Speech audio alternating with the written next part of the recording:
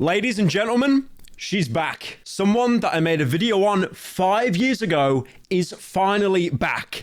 And that is, of course, Lil Tay. Now, if you don't remember, over half a decade ago, I made a series of videos on Lil Tay. This beef went so far back that these were the kinds of videos where I put on the weird fake deep voice. That is Lil Tay, or as I like to call her, the illegitimate daughter of Rice Gum. Y'all ain't doing it like Lil Tay. This is why all y'all fucking ears hate me, bitch. This shit cost me $200,000.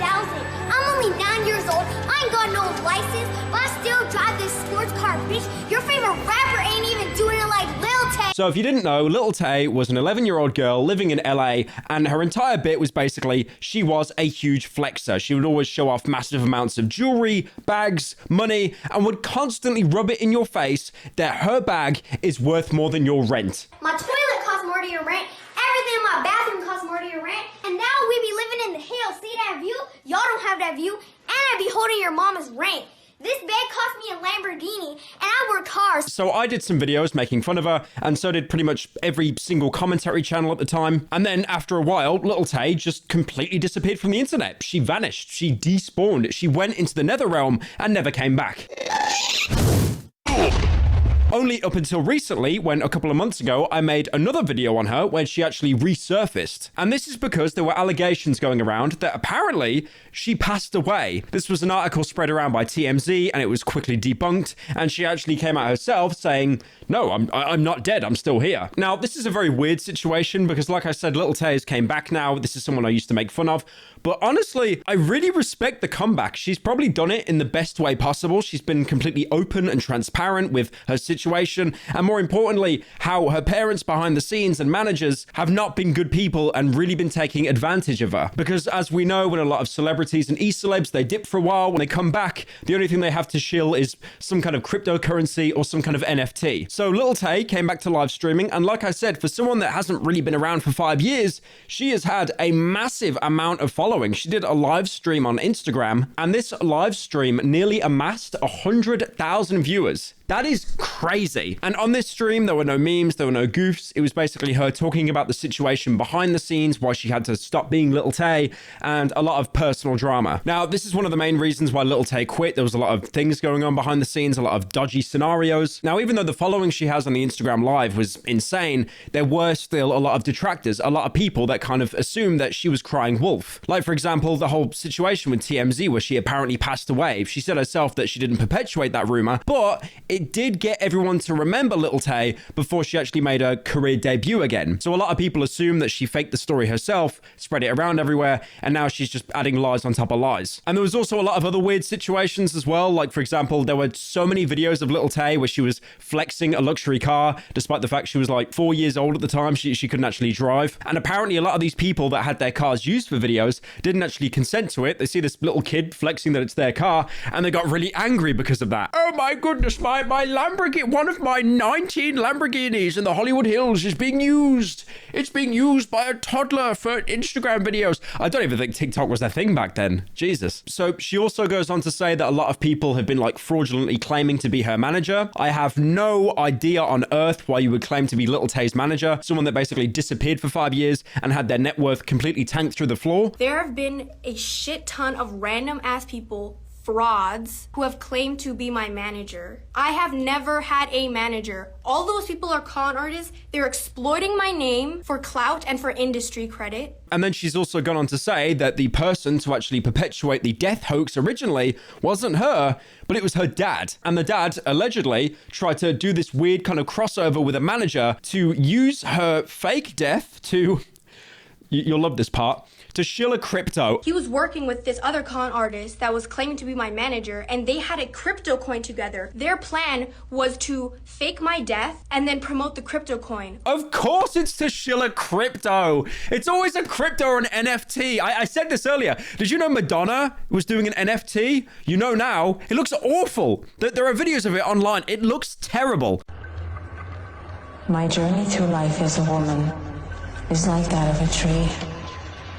Starting from a small seed, always pushing against the resistance of the earth. So basically, the biggest takeaway from the whole situation is that Lil Tay is saying that her mom is still a big supporter of her. The dad, on the other hand, is apparently a complete deadbeat, wants nothing to do with the family, but at the same time wants as much of Lil Tay's money as he can get his hands on. Now, I do have to say, a lot of this is kind of he said, she said. Lil Tay obviously having the biggest platform right now. I can't imagine Lil Tay's dad doing a live stream on Instagram and getting more than like 7 viewers. But apparently they did go to court. Apparently the court system was complete ass. And in the end, they won. My mom was not fired. She resigned. The realty company that she was with, after they lied about it, they were still charging her desk fees after she resigned, thousands of dollars, and she sued them and she won. With the mom, apparently at one point, even spending her entire life savings just to support Lil Tay with like all the legal fees. And then after this very serious live stream talking about legal fees, family dysfunction, breakdown, stolen money, she then goes on to say, please watch my music video. I am not going to play the music video, probably because it will be DMCA'd, but just imagine like a Rice Gum music video, you know, walking through big LA mansion, talking shit about someone. If you've seen one of those music videos, you've seen them all. But the weird thing is, some other videos have been surfacing. I mean, you can say Lil Tay is completely talentless, has a ghostwriter, you know, with that music video, but then a lot of videos were reshared of her playing instruments really, really well. Like, for example, a piano and even a guitar.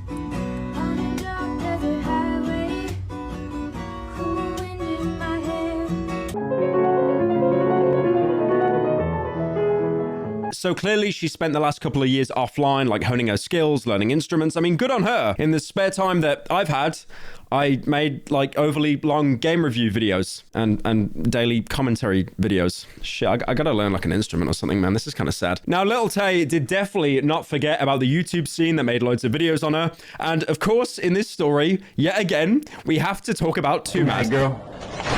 So he made a tweet saying Lil Tay is desperately hanging onto her last bit of clout and is using her father as a sub story. To which Lil Tay just says, you're a sick, can't say that word, who now has to use my name for clout. You quit socials and haven't uploaded for a year, and now you come back to speak on a 16-year-old girl's name. I just love Twitter. Like Twitter really does bring the worst out in every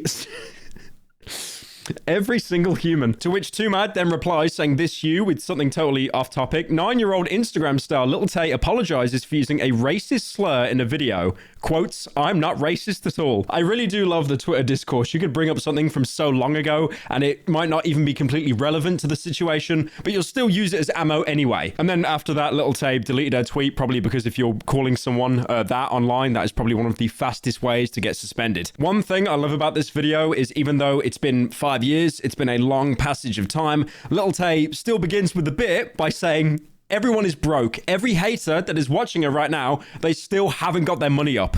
Y'all already know what the fuck going on, bitch. It's been 5 years and y'all still broke. And also, surprisingly, for a lot of this Lil Tay live stream, she's not just saying anecdotal stories. At some points, she actually pulls out receipts. And I'm not just talking about like an in-edited screenshot. Like, this girl went to the printer. She printed out the DMs to then show them on screen. That is next level. These aren't even edited. They are printouts. These are the receipts. This is just one of her victims. This is online. She was a career scammer, so she met Chris Hope online, like usual, because all he wants to do is hook up with women online. At one point, even having a printout of a police report. Not a police report edited on screen, just has the complete printout with the serial number and the date it was issued. And this is one of the worst incidents that happened. This is a police report. They were physically abusing me constantly. Now, some of the claims that Lil Tay makes throughout the video, the live stream, are quite bizarre. Like at one point saying that they fed her rotten/parasitic food. So we're not just talking about a Five Guys burger that's a couple days stale, couple days out of date. We are talking about Resident Evil food. They were feeding me the most disgusting ass food. Look at this. What is this shit? This is what they were packing me for lunch. My mom had discovered that they were packing me this bullshit for lunch. Rotten, frozen parasitic, moldy. Look at this. That's candy. That's expired candy. These are my mom's text messages to him. At one point, she even claims that she wasn't properly clothed, like, for example, shoes without any kind of soles or shoes that had the Velcro strap, not even laces. Meanwhile, the manager was basically flexing on Instagram and socials. Oh, I just bought my entire Louis Vuitton luggage set. Guys, I'm actually drowning in money right now. They did not dress me properly. These are shoes that I was wearing. The soles are broken. These are the clothing they were providing for me. Meanwhile, he was so preoccupied while I was wearing broken ass shoes. He was so preoccupied with providing Honey Hope, his wife, with these designer bags. He was literally fulfilling all of her fantasies while I was wearing those broken ass shoes. And at one point as well, Lil Tay claims that this guy hasn't even paid child support and owes $250,000. Now, I do not need to go into child support and how debilitating it can be. It's one of the reasons why Brendan Fraser went from this to this. The alimony and child support, it can be a killer. But still, regardless in that situation, it's an obligation. You can't dodge paying your kid. How much fucking money does he owe me? Good ass question. He owes me $250,000 in child support. He still owes it, by the way. He still hasn't paid it. He's legally obligated to pay it. Who the fuck owes $250,000 in child support? So it seems as well, when a lot of people were claiming to be Lil Tay's manager, these were people that were basically going to TMZ being like, oh yeah, she died, by the way. Any way to prove this? Fact check this? No, she died. I'm the manager, by the way. I'm Lil Tay's manager. I will give no credentials, no proof. My email is liltaysmanager@gmail.com. So yeah, it's a really bizarre situation. I actually really respect Lil Tay for coming forward about this and talking about it because it is a lot of trauma. And it's weird. Like, I respect Lil Tay now. What the fuck is happening? This is so bizarre.